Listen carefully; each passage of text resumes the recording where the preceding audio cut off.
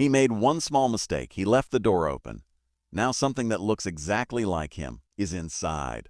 The rain started before sunset. Not heavy at first, just enough to blur the edges of the quiet suburban street in northern Oregon, the kind of place where nothing ever happens, where people leave their doors unlocked and wave at strangers. Ethan Cole hated places like this. He had moved there after his divorce, looking for silence, peace, a reset. But silence had a way of making thoughts louder and mistakes harder to ignore. That night, he made one, a small mistake.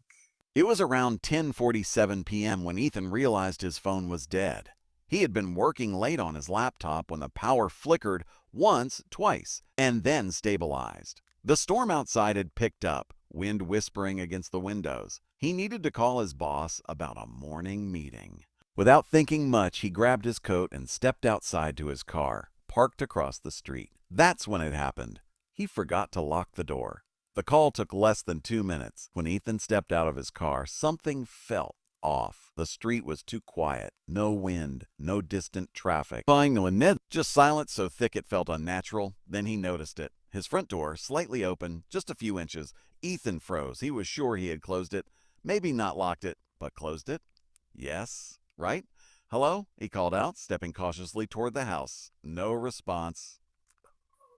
The door creaked as he pushed it open. Inside, everything looked normal. The living room lights were still on, the couch untouched. His laptop sat exactly where he had left it. Ethan exhaled. Relax, just your imagination, he muttered. He stepped inside, and that's when the smell hit him.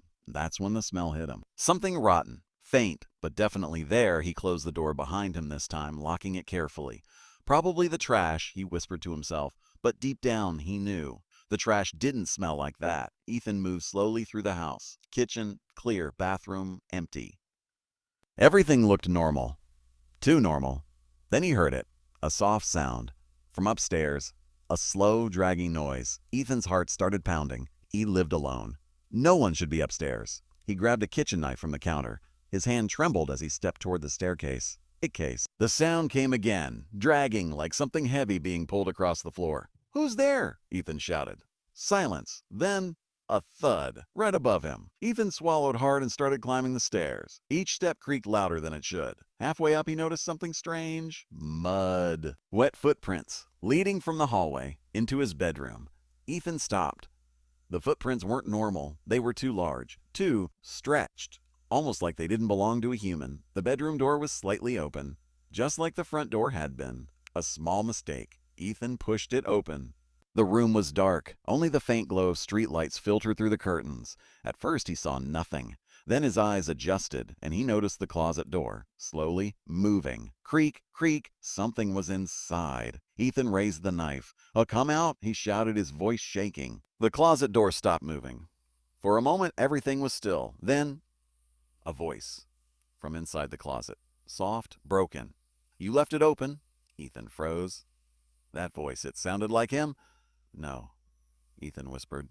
Small mistake. The voice continued, mimicking his exact tone. Ethan backed away. "No, this isn't real." The closet door burst open, and something stepped out. It looked like Ethan.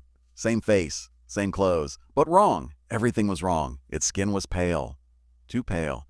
Its smile stretched too wide, and its eyes were completely black. "You shouldn't have left the door open," the thing said, perfectly copying Ethan's voice. Ethan stumbled back, dropping the knife.